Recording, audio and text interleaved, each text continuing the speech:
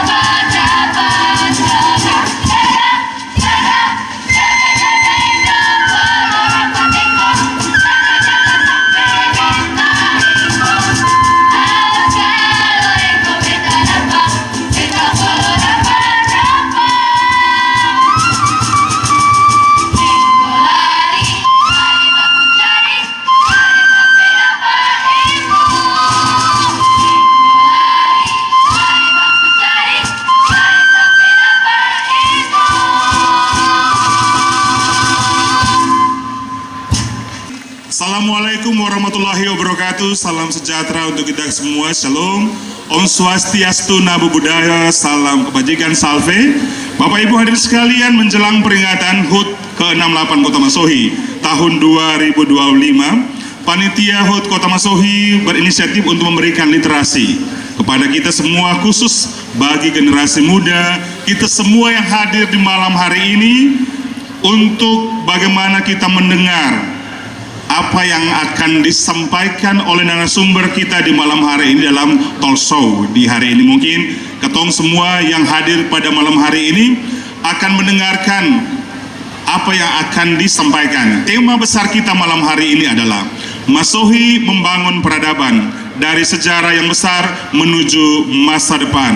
Bapak Ibu hadirin sekalian, seperti yang sudah diperkenalkan tadi, kita punya narasumber ini dari paling ujung, kemudian Pak Mo, ya, ini mewakili kaum muda, kemudian Pak Eka, kemudian Pak Bupati sebagai keynote speaker sebentar nanti kita, kemudian Pak Dodi dan Bapak Raja, Bapak Ece kita panggilnya. Kemudian saya ditemani oleh host yang ganteng, Pak Nanang. Oke. Bapak Ibu hadirin sekalian, di dalam talk show saya izin duduk dulu. Banyak hal yang akan kita nikmati di malam hari ini, dan untuk yang pertama kita akan dengarkan, ya, apa yang mau disampaikan nih sebenarnya terkait Kota Masohi. Kita punya kota idaman, kota yang nyaman, tenang, kota penuh persaudaraan seperti tema kita di HUT ke-68 Kota Masohi hari ini. Dan kesempatan pertama kita akan mendengarkan apa yang mau disampaikan oleh Pak Ece, Bapak Raja Amahai yang sebelah kiri beta ini, yang ganteng malam hari ini. Bapak Ibu sekalian, semua orang sudah tahu kalau memang Kota Masohi ini dia berdiri di dataran tanah milik negeri Amahai. Mungkin kita akan dengarkan sedikit dari Bapak Ece, Pak Raja, kira-kira proses awal sampai dataran nama atau seram ini. Kita belum tahu ini namanya Masohi pada saat itu, ya, dijadikan sebagai ibu kota. Ini kebetulan memang petuanannya negeri Amahai, jadi kita hadirkan Raja Amahai. Disilakan Bapak ya. Terima kasih Pak Bupati. Izin selamat malam Bapak Ibu, Bapak Saudara, masyarakat Kota Masohi. Assalamualaikum warahmatullahi wabarakatuh. Selamat malam, shalom. Bapak Bupati yang beta hormati, beta sebenarnya para narasumber, beta sebenarnya terlalu banyak tahu. Tapi menurut cerita dari ketumpung orang tua-tua. Kebetulan Pak Bupati, beta ini anak dari Kepala Pemerintahan Negeri, Raja yang memang pelaku penyerahan tanah Kota Masohi ini, tanah nama untuk Kota Masohi ini. Jadi ceritanya sebenarnya itu Kota Masohi ini tanah yang diperuntukkan itu di daerah Kupapuyoni. Kupapuyoni itu Pak Bupati, Bapak Ibu semua masyarakat Kota Masohi akan di belakang negeri Amahai, yang kalau katong kenal sekarang yang katong bilang di daerah Kerai. Jadi tanah di daerah Kerai atau di Kupapuyoni itu tanah negeri. Sehingga ada tanah perorangan, sehingga ada itu tanah negeri. Sehingga pada saat dibutuhkan tanah untuk pembangunan atau ibu kota Kabupaten Maluku Tengah pada saat itu, negeri Amahai memberikan tanah negeri. Artinya tanah diberikan secara cuma-cuma. Nah, dalam perjalanannya, jadi ada tim mungkin survei. Ternyata tanah itu, daerah Kerai ini akan sencocok. Mungkin daerah kurang air kah? Atau daerah berbukit-bukit. Ya. Jadi itu akhirnya gagal di situ. Nah, tahap berikutnya ditentukanlah daerah Seram bagian barat daerah Eti. Tapi lagi-lagi atas usaha dari kata orang punya tokoh-tokoh anggota DPRD sementara pada saat itu, ditambah lagi dengan beberapa raja yang ada di Seram Selatan pada saat itu langsung mereka sepakat supaya kalau bisa akan tetap di daerah Seram Selatan, jadi bukan di Seram Barat sana. Lalu diberundingkan lagi dengan pemerintah negeri Amahai, Raja Aruru, karena dua ini yang mempunyai wilayah, belum mulai punya petuanan. Ditambah lagi dengan di Raja Suku, Raja Waraka, Makariki, ditambah lagi dengan Sepat Amilo. Maka ditentukanlah di Dusun Nama. Nah, Bapak Ibu, Dusun Nama ini juga akan sebesar. Yang ketong lihat sekarang ini di daerah ketong lokasi ini termasuk Dusun Nama, pantai. Jadi PLN dia lari terus ke darat sampai di SMA, putar lapangan, turun lagi di daerah Pengadilan, kalau nggak salah situ turun ke bawah. Jadi kurang lebih itu mungkin sekitar hampir 30-40 hektar. Ya memang untuk kotanya kecil, tapi di dalamnya itu ada tanah negeri. Maka sepakat di situ di tanah negeri itu diberikan cuma-cuma. Sedangkan tanah perorangan itu atas kebijakan dari pemerintah daerah. Bukan kebijakan, malah katanya kebijaksanaan. Ya Pak Bupati, ini kata kebijaksanaannya relatif juga nih. Jadi orang tua-tua dulu seperti itu. Jadi karena sepakat itu tanggal 3 lah November 57 itu Pak Presiden pertama Pak Insinyur Soekarno itu mulai datang untuk peletakan batu pertama, yaitu di lapangan Nunusaku sekitar situ. Karena memang di Dusun Nama. Dari Pak Bupati di dalam Kota Masui ini ada 17 dusun. Di dalamnya Dusun Nama yang pada saat itu kesepakatan dari negeri Amahai, juga dari Haruru juga, sementara dari Amahai dulu itu dan beberapa negeri persetujuan untuk di Dusun Nama.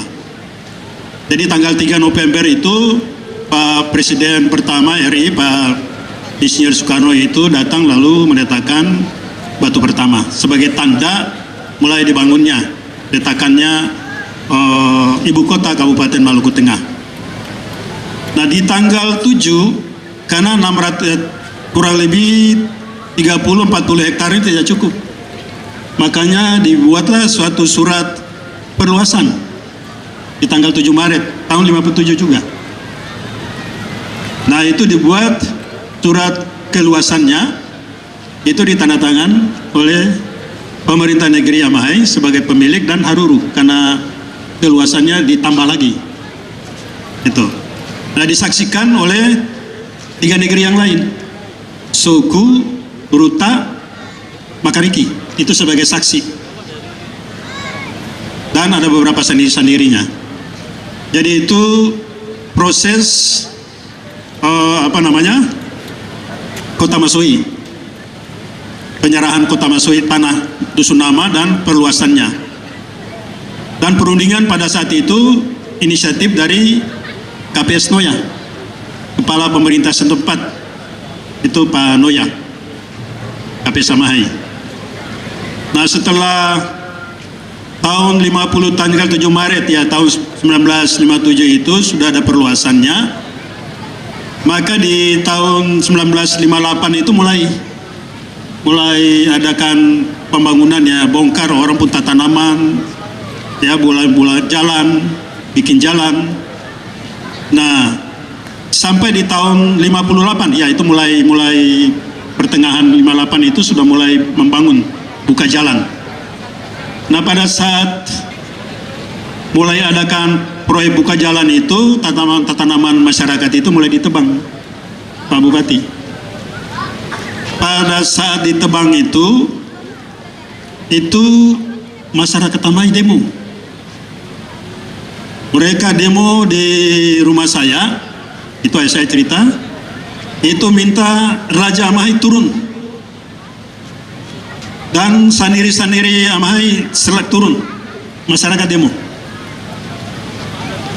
Tetapi atas inisiatif KPS Noya, ditambah lagi dengan Bupati KDH waktu itu Pak Dula Soisa, perundingan ulang.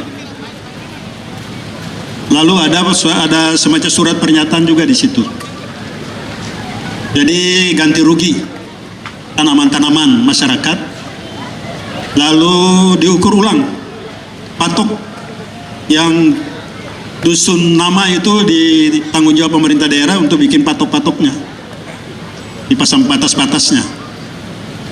Tapi pada saat itu sampai perkembangannya saya dengar sampai 70-an itu sama sekali tidak direalisasikan. Jadi bagi masyarakat Amai ini Pak Bupati, Kota Masohi juga misteri juga. Mohon maaf, ya beta harus ngomong terus terang, karena orang tua kita pada saat itu bagaimana mengupayakan supaya kota ini akan tetap di sini. Bayangkan aja Bapak Ibu Saudara masyarakat Kota Masohi, kalau masyarakat Amahai sekitarnya, ya waktu itu sudah ya memang Kota Seram Selatan ya, ibu kota kecamatan Seram Selatan. Nah, kalau mereka setelah tamat di sini paling SMP saja Pak Bupati zaman itu. Kalau setelah tamat SMP berarti SMA-nya mereka harus ke Saparua paling dekat atau ke Ambon, Kota Ambon. Masalah pendidikan aja sudah pusing. Makanya masalah-masalah itulah yang dilihat oleh orang tua-tua ketorang. Bagaimana supaya ke depan ini ketumpung anak cucu ini bisa hidup layak di kota ini. Nah itulah. Jadi Bapak Ibu Saudara, mungkin masyarakat Amai juga ada di sini, ada Haruru juga. Ya itulah atau punya perjuangan orang tua-tua dulu untuk ibu kota Kabupaten Maluku Tengah ini bisa ada di saat ini di Dusun Nama ini. Dan sekarang perkembangannya bukan di Dusun Nama aja, sudah beberapa dusun masuk. Nah itulah dia punya perjalanannya seperti itu. Iya. Jadi Pak Bupati kira-kira seperti itu. Ya, terima kasih Pak Ece selaku narasumber kita ya. Terima kasih, itu sekelumit kita punya kisah sejarah dan kita tahu ya bahwa pembangunan Kota Masohi, penentuan tempat itu kita termasuk yang pertama setelah proklamasi ya, setelah NKRI Negara Kesatuan Republik Indonesia Merdeka tahun 45, kemudian penentuan lokasi tentang kota-kota pertama. Jadi kita termasuk kedua setelah Palangkaraya di tahun 57 Juli. Nah, Kota Masohi ini tahun 57 tanggal 3 November. Ini sesuatu yang luar biasa karena kita merupakan kota yang paling pertama di Indonesia Timur. Nah, kota pertama di Indonesia Timur itu merupakan hashtag kita sebenarnya, bahwa sudah sangat tua dan sudah sangat lama. Bapak Ibu sekalian, hadir di malam hari ini juga Pak Eka nih, dari konsultan kita, kemudian arsitektur, banyak buku yang telah beliau buat. Nah, ini kesempatan Pak Nanang deh yang untuk nanti mau bicara. Banyak kita akan dengar terkait dengan bagaimana penataan Kota Masohi pada saat itu, apa saja dari sisi arsitekturnya. Silakan Pak Nanang. Terima kasih Pak Kor. Tadi sudah ada penjelasan tentang sejarah awal dari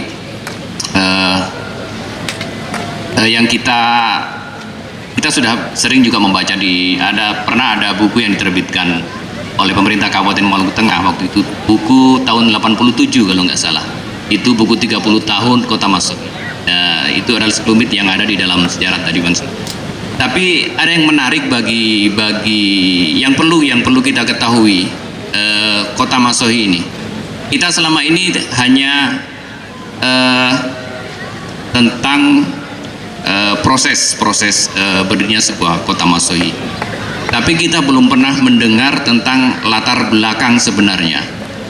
Kalau secara lokal dengan dibentuknya Kabupaten Maluku Tengah dalam sejarah itu, maka diperlukan sebuah ibu kota di Pulau Seram dan lain.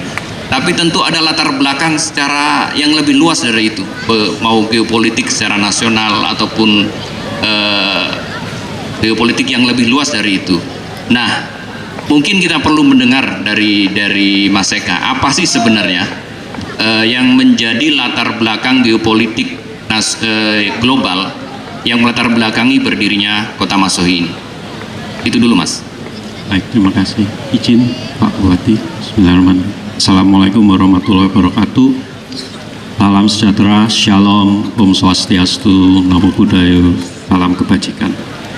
Ya, memang kita perlu, tadi sudah disampaikan ya, Masohi dibangun pertama kali disurvei oleh Presiden Republik Indonesia 1957, diresmikan tahun 1959. Ya, kita perlu mulai dengan konteks dulu, apa sebenarnya yang terjadi di sekitaran era itu, gitu ya, satu dekade sebelumnya dan satu dekade setelahnya. Pertama-tama kalau kita lihat setting global dulu yang sangat besar gitu ya, Perang Dunia Kedua baru saja selesai, dan yang kadang kita kurang paham, Indonesia itu adalah negara pertama yang merdeka setelah Perang Dunia Kedua, Agustus 1945. Kalau kita bicara di regional Asia Tenggara, kita diikuti oleh Vietnam sama 1945, tapi bulan akhir tahun. Filipina 1946, Myanmar 48, Laos 53, Kamboja 53, Malaysia 63, Singapura 65. Jadi pembangunan kota Masohi itu ada di antara itu, gitu ya. Kita yang pertama di seluruh dunia. Terus yang kedua, Perang Dunia Kedua ini segera tentunya disusul dengan Perang Dingin, gitu ya, 1947 dan baru berakhir 1991. Ini perang yang tidak pernah kita sebut Perang Dunia, tapi paling lama dalam sejarah umat manusia, gitu ya. Antara tentunya Blok Barat dan Blok Timur, yang Blok Barat disebut First World, Blok Timur disebut Second World. Blok Barat dipimpin oleh Amerika Serikat, Blok Timur oleh Uni Soviet. Sisanya itu adalah korbannya, gitu ya, yang diadu domba, diinvasi dan berusaha untuk kemudian dijajah ulang.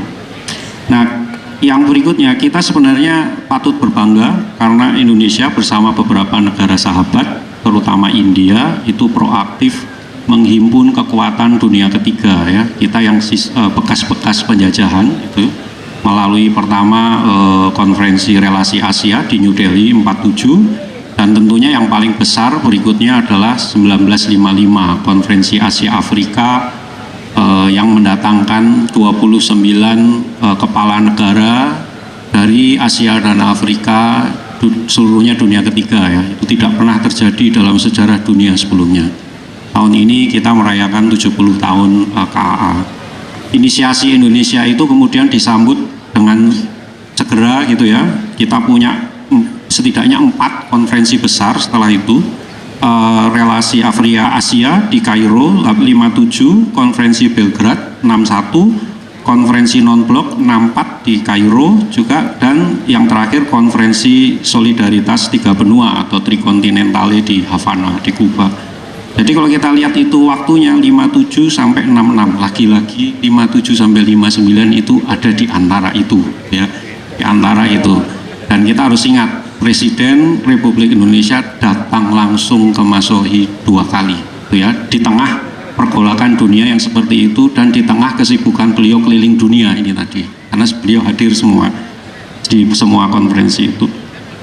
Nah, pada akhirnya salah satu yang kami temukan ketika kami menulis buku Masohi 3 Zaman atas inisiasi pemerintah Kabupaten Maluku Tengah, ternyata Masohi itu punya saudara. Ya, setidaknya satu yang saudara sama-sama dibangun dari nol. Tadi sudah disampaikan Palangkaraya ya, tahunnya sama, di survei 57, ditetapkan 59. Yang itu inisiasi langsung oleh Presiden Soekarno. Jadi kita tahu di situ latar belakangnya itu sebenarnya masa yang sangat genting dan Presiden merasa sampai perlu kemudian membangun kota baru, salah satunya adalah Sohi, begitu. Cukup menarik juga sebenarnya cerita yang tapi tukernya skala yang sangat luas, skala yang sangat besar. Kira-kira dalam skala yang lebih mikro, apa sih yang membuat Presiden Soekarno saat itu merasa bahwa perlu sebuah kota baru, entah namanya Masohi atau memang belum dinamakan, tapi perlu membuat sebuah kota baru di bagian Indonesia yang paling timur? Nah, kira-kira Ya, itu tadi benar yang disampaikan Pak Nanang ya. Pertama kita harus paham dulu bahwa di masa itu setelah perjanjian Konferensi Meja Bundar kita kehilangan Papua, Irian Barat, sehingga memang Maluku adalah wilayah ujung timur Indonesia pada saat itu gitu ya. Nah, memang kalau ada hubungannya kalau kita bicara skala yang lebih regional gitu ya, misalnya Asia Tenggara dulu. Apa sih sebenarnya yang terjadi di masa itu? Pertama kita punya perang Vietnam 57 sampai 75 ya. Jadi mulainya sama dengan ketika dataran nama disurvei oleh Bung Karno. Itu adalah salah satu contoh di mana Blok Barat berusaha mengambil alih wilayah kekuasaan Blok Timur gitu ya. Lalu tentunya karena Konferensi Meja Bundar gagal mempertahankan kedaulatan keseluruhan NKRI, itu dilanjutkan dengan peristiwa Trikora itu ya, perebutan Irian Barat, di mana Maluku Tengah itu menjadi salah satu pusat komando terdepan ya, garda terdepan dalam pembebasan Irian Barat.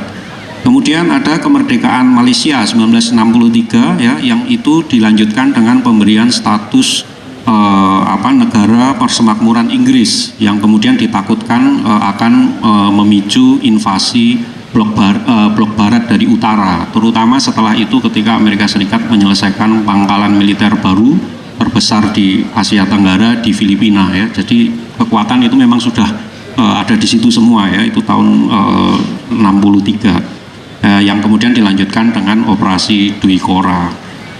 Baru kemudian latar belakang ini kita bisa melihat ke latar belakang yang skalanya lebih ke nasional ya. Di situ bagaimana terjadi banyak sekali pemberontakan ya, DITI, LMS, Permesta, PRRI, Paruku, sehingga pada akhirnya saya rasa kemudian Presiden sadar gitu ya, Indonesia yang sedemikian luasnya itu tidak mungkin dipimpin, dikelola dari Jakarta. Dia harus punya istilahnya pos koordinator, pos komando lainnya gitu. Nah, disitulah kemudian Soekarno menawarkan solusi membangun Aksis ya. Jadi di zaman itu Perang Dunia Kedua itu selalu ada Aksis yang kemudian disebut Aksis Pekanbaru Palangkaraya Masohi, di mana posisi itu dipilih karena alasan yang sangat spesifik. Palangkaraya disiapkan menjadi ibu kota negara yang baru menggantikan Jakarta. Sementara Pekanbaru itu dibangun ulang ya, tapi sudah ada kotanya, dan Masohi dipilih sebagai lokasi garda terdepan untuk mempertahankan kedaulatan dan nantinya seharusnya memimpin pemajuan itu pengembangan wilayah NKRI. Jadi itulah sebenarnya kenapa kemudian dipilih Masohi, karena dia posisi ada di ujung timur, dan alasan lainnya karena dia berada di pulau yang paling besar yang ada di seluruhan Kepulauan Maluku, sehingga itu alasan yang sangat strategis. Jadi waktu itu kan disebut paling timur karena memang kan Papua belum bergabung di NKRI, kan baru tahun 61-60 ya Papua bergabung. Nah, seberapa pentingkah kota Masohi saat itu, dan apa visinya, visi Presiden Soekarno terhadap kota Masohi sebenarnya? Waktu itu memang belum disebut Masohi, tapi butuh sebuah kota di Indonesia Timur. Apa visi Presiden saat itu? Saya rasa ada beberapa hal ya, beberapa aspek yang perlu kita pertimbangkan. Misalnya pertama aspek ke dalam dulu gitu ya. Jakarta ini dan hampir seluruh kota besar di Indonesia pada saat itu dan saat ini gitu ya, Surabaya, Semarang, Bandung, Medan, Makassar, Ambon, itu semua adalah istilahnya warisan kolonial gitu ya, memang penting sampai sekarang itu. Terus yang kedua, sisa kota besar lainnya, Yogyakarta, Surakarta, Palembang, itu adalah warisan monarki gitu ya, era sebelum kemerdekaan.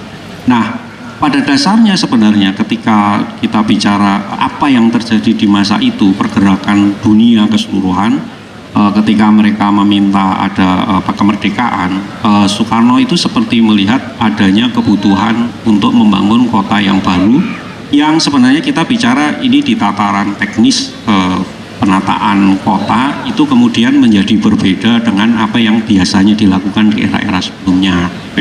Jadi dari situ kita bisa lihat juga ya, kalau kembali sedikit tadi, konferensi-konferensi tadi itu sangat dekat ya, 1955, 57, 61, 64, 66. Jadi kira-kira para pemimpin-pemimpin negara, presiden dan perdana menteri itu sering sekali ketemu gitu ya, 3 tahun, 4 tahun sekali itu ketemu.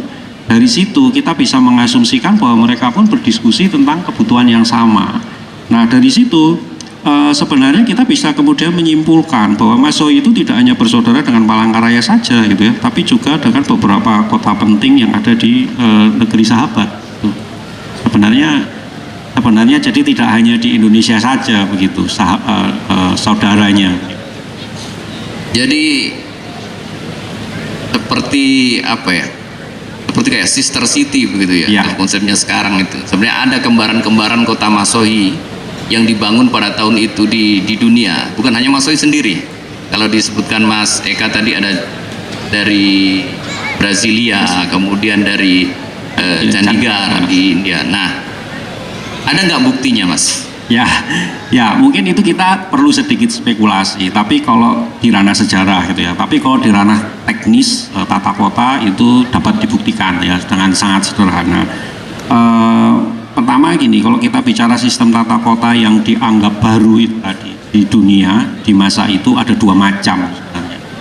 Macam yang pertama itu namanya sistem grid ya, di mana dia bentuknya jadi kotak-kotak begitu.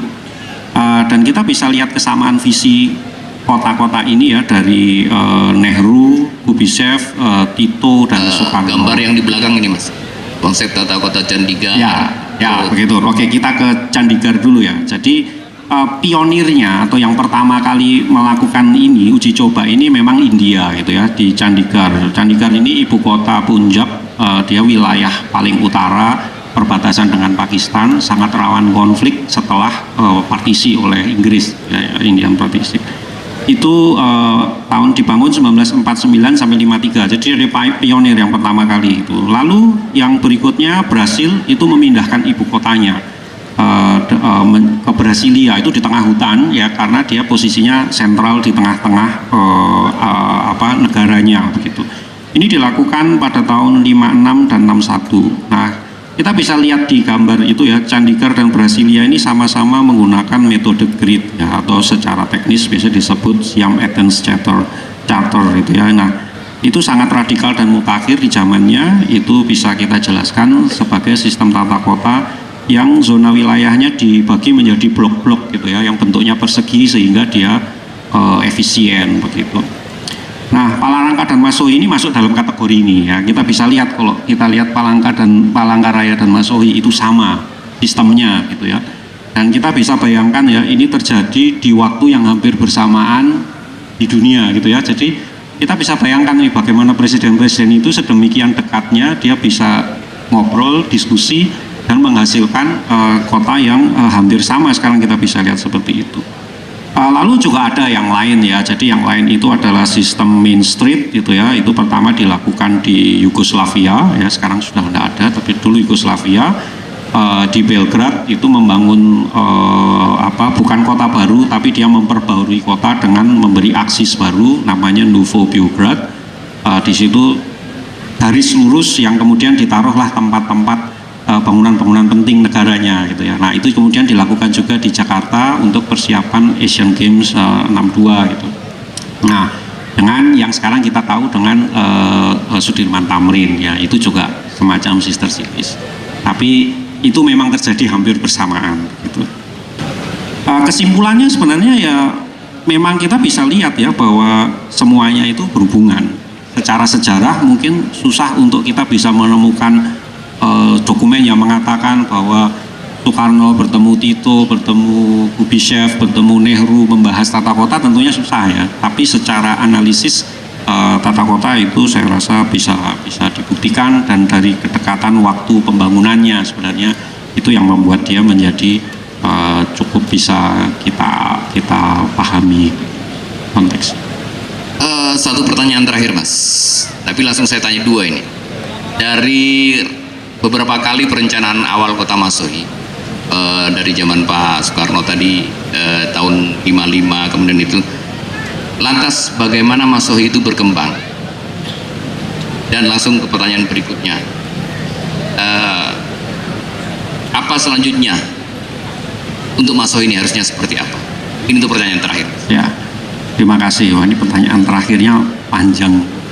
Ya, tadi seperti yang sudah dijelaskan oleh Bapak Raja, bagaimana proses berdirinya kota Masohi. Setelah mendapatkan tanah dan proses pembangunan, tentunya perlu ada perencanaan kendali kotanya, gitu ya. Bagaimana kita mengembangkan. Sebentar, ini di belakang ini kalau nggak salah gambar perencanaan Masohi di awal-awal tahun 81 ini kalau nggak salah. Iya, betul sekali. Mungkin kalau ini, mundur satu slide. ini bukan ya, kota Masohi, tapi perkotaan Masohi dalam wilayah perencanaan kota itu disebut perkotaan Masohi. Itu mulai dari Kilo 2 di Sion sana sampai di Pera. Itu disebut di dalam kalau wilayah perencanaan kota namanya kawasan perkotaan Masohi. Lain dengan wilayah administrasi kota Masohi, itu berbeda. Ini kayaknya tahun 82 ya. 81 ya. Oke, kalau ya, jadi itu kita mungkin boleh guys ya, dari sini kita bisa lihat ya. Jadi perkembangan kota Masohi awal itu dikerjakan oleh CV Kalimadu ya. Kita dapat datanya ini yang membuat rencana induk kota RIK 1 ya. Jadi kita sempat dapat datanya dari Bappenas juga, di buku juga dibahas itu. Berpusat di lapangan Nusantara gitu ya. Jadi ini menarik. Kenapa? Karena kemudian meskipun maunya sistem tata kotanya itu modern, tapi dia masih mengambil istilahnya ruh yang ada di Nusantara, yaitu ruh kita punya ruang bersama, biasa disebut alun-alun, dan di situ ditaruh di Baileo. Jadi kita tidak serta-merta mengopi, menyontek apa yang ada di tempat lain. Tetap di situ ada nilai-nilai adat budaya yang dipertahankan. Itu catatan yang pertama. Bagaimana kehadiran ilmu-ilmu dari nenek moyang kita itu masih dipertahankan, meskipun sistem kotanya berbeda. CV Kalimadu ini membuat RIK untuk digunakan 1957 sampai 83. Kemudian tahun 83 setelah masa itu selesai, dibangunlah RIK, rencana induk kota yang kedua ya. Jadi ini tadi yang disebutkan oleh Pak Kadis PU itu adalah bagaimana merencanakan kawasan keseluruhannya, tidak hanya kota Masohi tapi sampai sekitarnya ya. Bagaimana mereka kemudian bisa berkembang. Namanya aglomerasi ya, istilah teknisnya. Jadi itu membesar dari 360 hektar menjadi 1265 hektar ya, 3,5 kali, tapi dengan perencanaan yang cukup panjang ya, 83 sampai 2004. Kemudian 2016 itu kemudian diperbarui lagi RTBL dan RDTL tahun 2024 baru selesai gitu ya. Nah, tapi di luar aspek itu juga sebenarnya ada nilai penting gitu ya, Pak Nanang, Pak Bupati juga, bahwa di luar permasalahan teknis juga ada yang bisa kita lihat langsung gitu ya. Jadi arsitektur gitu kita bisa lihat. Tadi kita sempat jalan-jalan sebentar, bahwa kelebihan Masohi itu kita masih punya beberapa peninggalan era awal yang masih ada. Nah, sementara sister city kita sayangnya tahun lalu kehilangan bangunan terakhir yang mereka punya, yaitu Gedung KONI Kalimantan Tengah, itu sudah dihancurkan tahun terakhir yang ada di kota. Kita masih punya beberapa. Kita masih punya beberapa rumah rakyat yang tersisa dan masih orisinil, bisa dikatakan orisinil. Kita punya Gedung KONI, kita punya Gedung Koperasi, itu masih ada. Dan Di situ gaya arsitekturnya pun spesifik ya. Jadi itu gaya jengki, kami menyebutnya arsitek. Itu sebenarnya sangat jarang di luar Jawa. Nah, dulu waktu saya beberapa tahun lalu ke sini putar-putar tuh kaget saya menemukan jengki di sini. Karena jengki itu spesifik ya. Jadi jengki itu dibangun sebagai perlawanan terhadap arsitektur kolonial Belanda gitu ya. Jadi dia menggunakan teknik struktur kolonial tapi dimiringkan gitu. Miringkan atapnya, dimiringkan dindingnya, dimiringkan, dan itu ada di sini gitu ya, dibangun di masa-masa awal pembangunan begitu. Jadi inilah kemudian menjadi pertanyaan apa yang mesti kita lakukan setelah ini gitu ya, karena masih ada ini gitu. Tentunya yang pertama kita perlu melestarikan. Di sini ada Pak Dodi yang pastinya lebih memahami aspek-aspek itu, dan nanti mungkin akan dijelaskan. Tapi yang kemudian juga nggak kalah penting itu adalah kita sudah punya modal sejarahnya nih sekarang. Terus seperti judul kegiatan kita, terus bagaimana cara kita menuju ke depan gitu ya, itu yang tidak boleh kalah penting gitu. Nah, saya rasa kita bisa melihat itu dari berbagai aspek. Yang paling sederhana begini, kota itu sebenarnya berevolusi gitu ya, seperti manusia dari anak-anak terus menjadi remaja, menjadi besar. Gambarannya, layer pertama, tahap pertama ketika kita masih anak-anak, kita belajar berjalan, kota itu perlu infrastruktur dasar. Jalan, drainase, air bersih, buangan, juga bangunan dasar. Seperti pasar, sekolah, dan lain-lain sebagainya, perkantoran pemerintahan. Mas Soi sudah punya itu sejak lama. Di tahap berikutnya, kota itu berkembang menjadi remaja, dia perlu kebutuhan, kalau tadi primer, sekarang kebutuhan sekundernya untuk kemudian bisa berkembang. Itu bentuknya ruang terbuka, biasanya ruang publik, ruang terbuka hijau, ruang bertemu, ruang berjumpa, tempat rekreasi, ya, tempat rekreasi, dan saya rasa Mas Soi sudah cukup punya itu, ya, sudah bisa berbangga dengan itu. Nah, saya rasa ini yang kadang-kadang kita lupa, kita harus menuju ke tahap berikutnya, tahap yang tersier. Itu adalah tahap kebudayaan tinggi. Nah, tahap kebudayaan tinggi itu berarti kota ini harus mulai memikirkan, memiliki misalnya sejarah, berarti kalau kita punya narasi sejarah berarti kita perlu museum. Museum yang proper, tidak perlu besar tapi dikurasi dengan sangat hati-hati. Terus dari sisi pendidikan kita perlu misalnya hubungan dengan kesenian misalnya. Kesenian itu butuh tempat. Kalau kita sudah punya ruang, tadi kita bisa lihat ini ya, bagaimana adik-adik kita itu perform gitu ya.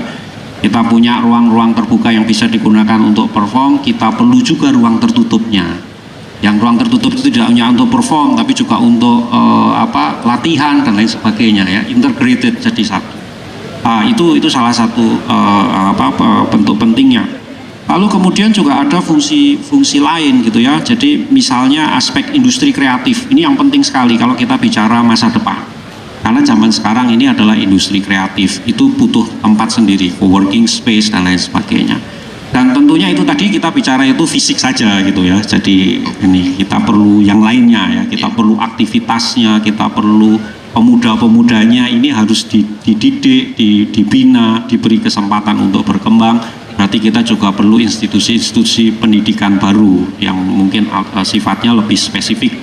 Misalnya sekolah teknik arsitektur berbasis ketukangan ya, itu yang belum ada di seluruh Kepulauan Maluku di provinsi ini. Atau contoh lainnya sekolah tinggi seni berbasis seni lokal, di mana di Seram ini ada banyak sekali seni lokal yang bisa itu. Nah, kita perlu yang seperti itu begitu ya, untuk kemudian bisa membawa kota Mas Soi menjadi ibu kota dari keseluruhan, tidak hanya kabupaten ya, visinya harus besar, Pulau Seram dan sekitarnya, untuk menuju kota peradaban tinggi gitu ya, dengan nilai kebudayaan tinggi. Mungkin kira-kira begitu, Pak. Oke, terima kasih Mas Eka. Kita akan dengarkan cerita masa kecil dari yang mewakili tokoh muda di hari ini. Mungkin semua orang sudah pada tahu Omo kan, Bung Mo, biasa dipanggil Ronaldo. Oh, Ronaldo. Oh, dipanggil Ronaldo. Ini Omo ini kan lama di rumah rakyat. kalau ketong biasa tahu gitu. Nah sekarang saudara nih mau tahu dulu itu seperti apa kan, lahir sampai besar sampai sekarang tuh masih di rumah rakyat, bahkan masih jadi ketua RT di rumah rakyat. Bayangkan su tinggal di Tampalayang masih jadi ketua RT di Tampalayang, itu juga pelanggaran sebenarnya. Tapi sama apalah, pengecualian untuk yang mau Alidrus, semua orang sudah tahu. Nah udah, silakan. Baik, terima kasih Pak Aneles ya, kalau nggak salah ya. Mohon izin Pak Bupati, Bapak Raja, Pak Ketua, Pak Eka, Haji, Bapak Ibu, masyarakat Kota Masohi yang saya hormati, kakak-kakak, adik-adik, tete-tete, nenek-nenek, beta mohon maaf, beta ada di sini, suatu kebanggaan buat beta. Assalamualaikum warahmatullahi taala wabarakatuh. Selamat malam, salam. Beta mohon izin Pak Bupati, Bapak Raja, beta tinggal di Masohi dari lahir dari lubang Itang Idong sampai Testa Manyalaba. Beta di Masohi. Dan Tuhan kasih beta punya satu kehormatan, beta pernah menjadi lurah di sini Pak selama 6 tahun. Begitu Pak. Beta sampaikan buat Pak Bupati, Bapak Raja, atau merasa bersyukur untuk tinggal di Masohi. Karena itulah yang diberikan oleh Tuhan lewat bapak-bapak dorang, sehingga katong bisa hidup sampai dengan saat ini di Masohi. Dan harus ingat, itu adalah katong pun tanggung jawab semua. Katong hidup sekolah dari sekolah sem pakai sandal Pak, sampai sekarang pakai sepatu. Haleluya nih Pak. Beta sampaikan juga buat Pak Bupati, Bapak Raja, yang dulu ramai itu bukan Masohi Pak, Amahai yang ramai. Betul gak saya orang Masohi? Betul. Kalau ketong bilang saja mohon izin Pak Bupati, dia sakit. Siapa? Itu sakit. Kenapa? Berat. Dia sakit berat. Kenapa? Dia sudah dibawa ke rumah sakit Amahai. Artinya kelengkapan di rumah sakit Amahai itu komplit Pak. Begitu. Tapi dengan perkembangan Kota Masohi, akhirnya kita bisa tahu bahwa orang Masohi juga harus berbangga. Katompi di Ambon bukan kayak dulu dong bilang begini, dari Seram. Ya tuh kampung, sekarang mari lihat Seram. Enggak ganyong. Beda jauh. Betul? Orang Masohi betul keseng? Betul, harus begitu.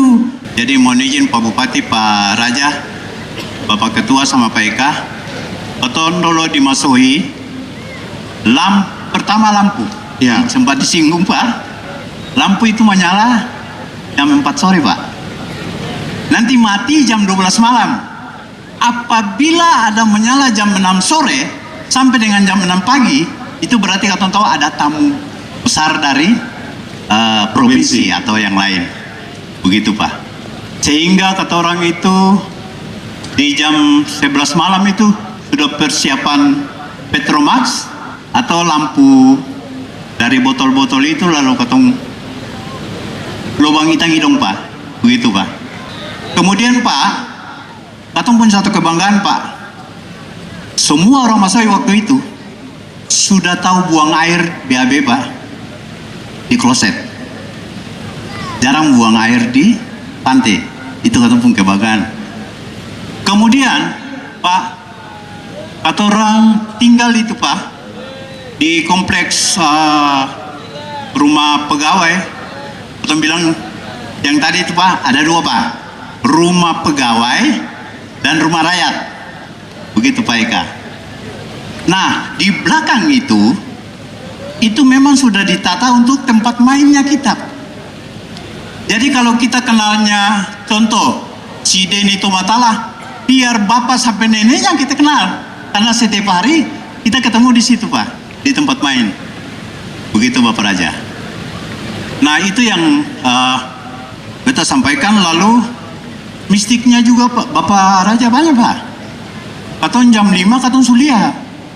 Itu kayak kunang-kunang naik ke atas saya Bapak Raja. Tapi betul ke saya Bapak Raja.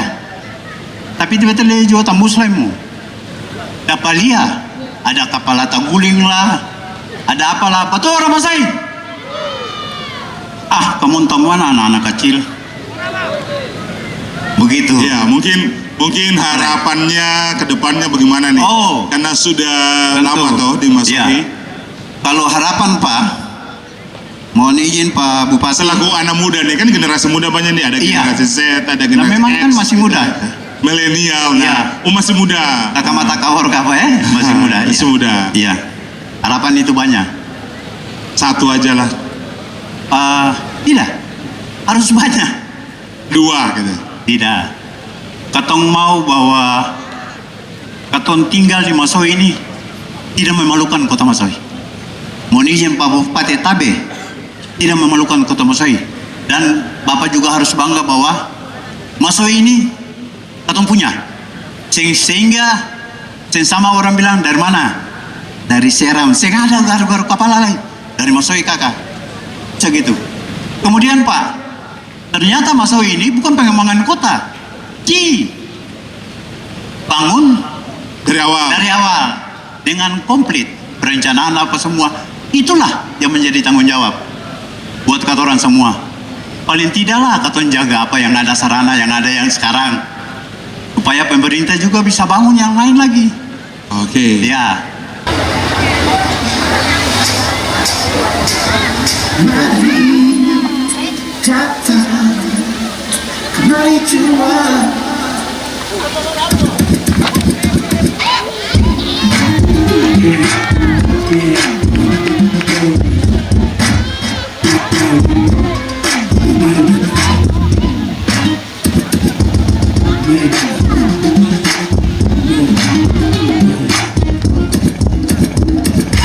Kebidakan di suatu pesta, semua orang siap goyang, pasti tertukar.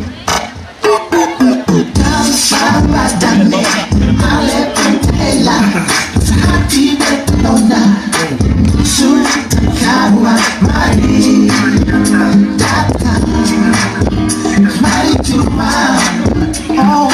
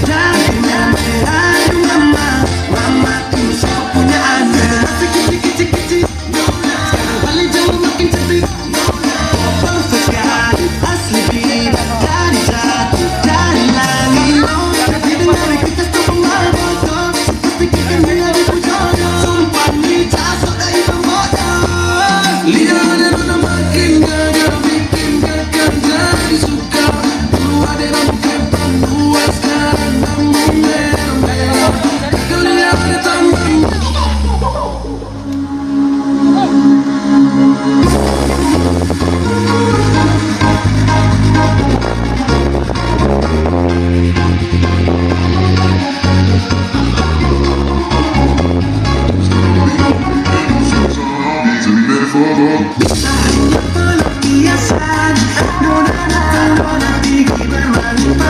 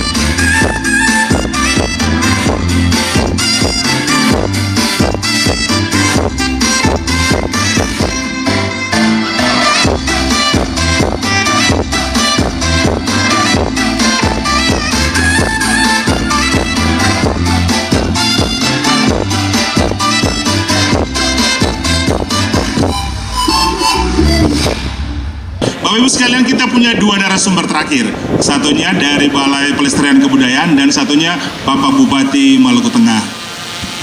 Kita akan dengan Pak Dodi. Pak Dodi, kira-kira Masohi ini bisa tidak jadi cagar budaya? Kan kita tahu nih kawasan biasanya situs apa gitu. Dengan sejarah pertama di Indonesia Timur, kemudian nomor 2 di Maluku, di Indonesia, kemudian IKN itu baru aja di Mimpi, ya itu kan di Kalimantan Timur, di Masohi lebih awal nih. Nah, ketong mau dengar dulu dari Pak Dodi, dari orang budaya, kira-kira Masohi bisa kan? Silakan. Terima kasih Pak. Selamat malam Pak Bupati, Bapak Raja, Pak Eka, Pak Uwo, Bapak Ibu. Ya, terima kasih sekali. Assalamualaikum warahmatullahi wabarakatuh. Salam sejahtera bagi kita semua. Salam, Om Swastiastu, Namo Buddhaya, Rahayu, Salam Kebajikan Tapian. Memang kita berbangga nih Pak Bupati, Bapak Ibu yang ada di sini, bahwa tadi juga sudah dikatakan oleh Pak Eka, kita itu punya kota yang asli bikinan karya anak bangsa begitu ya, asli bikinan karya anak bangsa begitu. Dan untungnya lagi Pak, itu tinggalannya itu masih banyak yang komplit. Tidak setiap kota itu masih memiliki ciri-ciri yang tertinggal, seperti tadi sebutkan rumah Jengki seperti itu. Kemudian yang kedua, nah ini malah PR Pak, karena Presiden Soekarno itu telah memberikan nama Masohi Gotong Royong, sehingga kita itu sekarang dapat PR nih, bagaimana wujud gotong royong ini bisa diimplementasikan. Seperti kalau Ambon kota musik, bagaimana musik bisa diimplementasikan gitu. Nah, kota-kota lain seperti Sawah Lunto, Jogja itu juga sudah sebagai UNESCO Pak, jadi sangat bisa, bahkan ditetapkan UNESCO. Kemudian kota-kota lain juga sudah ditetapkan sebagai cagar budaya nasional, seperti Kota Tua Jakarta, Kota Lama Semarang. Jadi memang yang pertama kita harus mengidentifikasi dulu tinggalan itu Pak. Tinggalannya misalnya ada rumah Jengki, dan ada lagi pendopo atau apa tadi ya Pak ya. Kita identifikasi, kita inventarisasi menjadi ODCB dulu, objek yang diduga sebagai cagar budaya Pak. Nah setelah itu baru kemudian dikaji oleh TACB, tenaga ahli cagar budaya yang ada di tingkat kabupaten. Nah setelah dikaji baru kemudian ditetapkan, mulai dari yang kecil dulu. Kalau nggak ada bangunan ya benda dulu, tapi di sini ada rumah nih, nah bangunannya dulu. Baru kemudian ketika bangunan itu banyak, jadilah situs. Kemudian situs-situs itu berkumpul menjadi kawasan Pak. Nah ini yang kita lakukan dengan Bappenas, juga dengan pemerintah pusat itu yang kita lakukan di Banda Neira, menjadi kawasan kota Neira lama. Nah setelah itu baru kemudian didelineasi Pak, batasnya itu sampai mana sih kota Masohi itu yang bisa kita nanti masukkan dalam kawasan. Kemudian baru disonasi, ditata mana yang boleh, mana yang tidak boleh, mana yang berizin. Sebenarnya boleh-boleh dan berizin Pak ya, boleh-boleh dan berizin begitu. Dan nanti juga ada zona-zona di sekitar, zona penyangga dan zona pengembangan. Nah seperti ini kami malah sangat mendukung Pak. Jadi balai itu tidak hanya memberikan istilahnya kegiatan-kegiatan seperti ini, juga bantuan, tapi kami juga pemikiran sehingga pelestarian itu nanti benar-benar nyata. Ini kebanggaan kita bersama Pak, kalau bisa resmikan oleh Bapak Bupati sebagai cagar budaya yang tingkat kabupaten dahulu. Nanti ketika penting, lebih penting peringkatnya jadi provinsi Pak, Pak Gubernur tanda tangan SK. Tapi tadi kan Pak Soekarno nih, berarti nasional dong. Nah nanti TACB nasional menetapkan, kemudian tanda tangan oleh menteri Pak. Dan nanti kami juga ikut berjuang mempertahankan ini ketika itu menjadi nasional. Dan ini pasti mungkin Pak. Itu Pak, mungkin Pak. Oh ya, oke, terima kasih Pak Dodi. Jadi kita punya PR, kita punya situs, kita akan bangun, kita akan data sehingga kita bisa usul untuk dijadikan cagar budaya sampai di nasional ya. Itu kita di situ ya. Ya, siap. Oke. Kita harapkan ya, karena ada satu lagi yang namanya Sabayan Latali itu udah tidak ada, dan mungkin itu juga akan menjadi data untuk pendukung dari Pak Dodi. Bapak Ibu sekalian, setelah ini kita akan dengarkan dari Pak Nanang. Pak Bupati silakan. Mungkin Pak Nanang dulu. Oke, iya, siap. Jelang jam 12 kita akan mendengarkan pernyataan harapan dari Pak Bupati selaku pemimpin di Kabupaten Maluku Tengah. Harapan ke depan beliau seperti apa di 5 tahun ke depan ini. Ini kita sudah jalan 1 tahun. Bapak Ibu sekalian, kita akan mendengarkan harapan-harapan dan keinginan dari Pak Bupati. Silakan Pak Bupati. Terima kasih. Karena bertepatan dengan jam 12, saya mengajak kita semua untuk menundukkan kepala, mengheningkan cipta, mengenang arwah jasa para pahlawan pembentuk Kota Masohi yang telah gugur mendahului kita. Mengheningkan cipta, mulai.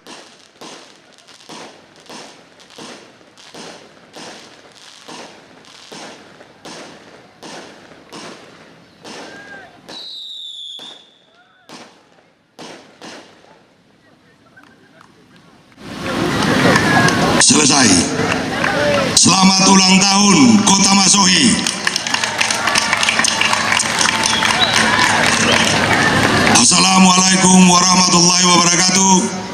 Salam sejahtera buat kita semua. Shalom. Tabia. Kita bersyukur kehadirat Allah Subhanahu wa taala, Tuhan yang Maha Kuasa. Kota ini dinamai Masohi. Sebab Masohi adalah akar budaya kita. Masohi melambangkan perbedaan yang disatukan. Masohi adalah keanekaragaman yang disatukan. Kita tahu sederhananya, misalnya ada saudara kita mau bangun rumah, maka kita harus Masohi, kita harus gotong royong. Ada tukangnya, ada keneknya, ada yang campur semen, pasir, dan sebagainya. Seluruh perbedaan ini itu kita gabungkan, dan itulah yang dinamai Masohi. Hari ini wajah Masohi dihuni oleh berbagai agama, berbagai suku, berbagai perbedaan yang ada, dan itulah keinginan dari leluhur-leluhur pendiri kota ini. Kita bersyukur kota ini dinamai Masohi. Menarik apa yang disampaikan oleh para pemateri tadi. Saya menyimak Presiden Soekarno tercatat 2 kali menginjakkan kakinya di bumi Masohi ini. Pertanyaannya, apa yang membuat presiden pertama di negara kepulauan nan besar ini sudi untuk 2 kali menempuh perjalanan jauh hampir 2.500 km ini? Bicara tentang sejarah Masohi berarti tidak hanya bicara tentang sejarah Maluku Tengah. Bicara tentang sejarah Masohi berarti tidak hanya bicara tentang sejarah Kepulauan Maluku. Bicara tentang sejarah Masohi berarti tidak hanya bicara tentang sejarah Indonesia. Bicara tentang sejarah Masohi berarti juga bicara tentang sejarah dunia, atau lebih tepatnya bicara tentang sejarah kedaulatan Asia Afrika. Mengapa bisa demikian? Sebab dahulu putra Sang Fajar punya rencana besar untuk Masohi. Rencana terhadap Masohi dan peran besarnya dalam operasi pembebasan Irian Barat. Rencana terhadap Masohi dan hubungannya dengan aksi Pekanbaru dan Palangkaraya. Rencana terhadap Masohi dan usaha mempertahankan kedaulatan negara Republik Indonesia. Sebagai pembuktian ketika seluruh mata dunia memandang sebagai tauladan bagi sahabat-sahabat non-blok bahwa bangsa-bangsa Asia Afrika juga bisa mempertahankan kemerdekaannya untuk berdiri, untuk berdikari, dan berdiri di atas kaki sendiri. 3 November 1957, sang proklamator pertama kali tiba di dataran nama. Di antara peristiwa-peristiwa besar sejarah seperti Konferensi Asia Afrika 1955 dan Operasi Rikora 1961 sampai 1962. Tanah yang kita di atasnya saat ini dipersembahkan untuk negara, bumi Pamango Nusa, sebagai benteng terdepan di wilayah timur negara Kesatuan Republik Indonesia, yang kelak dicita-citakan sebagai pintu masuk menuju Indonesia Timur. Kata orang, nama adalah doa. Dan dalam doa sang proklamator, sepetak tanah di dataran nama ini diberi nama Masohi. Sebuah kota gotong royong yang tak jemu mendaki ke puncak. Sebuah kota seperti kota-kota lain, ibarat manusia, bisa hidup, bisa sakit, dan juga bisa mati. Masohi harus tetap hidup dengan jiwanya yang sehat. Mari kita hidupkan kota ini sebagai kota budaya, dan dengan ekonomi kreatifnya, wisatanya, pendidikannya, dan lain-lainnya demi masyarakat yang bahagia dan sejahtera. Demikian harapan kami. Terima kasih. Sekian, billahi taufiq wal hidayah. Wassalamualaikum warahmatullahi wabarakatuh. Salam sejahtera buat kita sekalian. Shalom. Om Santi Santi Santi Om. Nama budaya. Salam kebajikan. Terima kasih Pak Bupati selaku keynote speaker kita di malam hari ini. Bapak Ibu sekalian, kita ada di ulang tahun yang ke-68 di malam hari ini. Dan terima kasih untuk narasumber yang sudah hadir jauh-jauh dari Jawa, dari Maluku, dari Provinsi Maluku, dan juga kita yang hadir di saat ini lokal ya.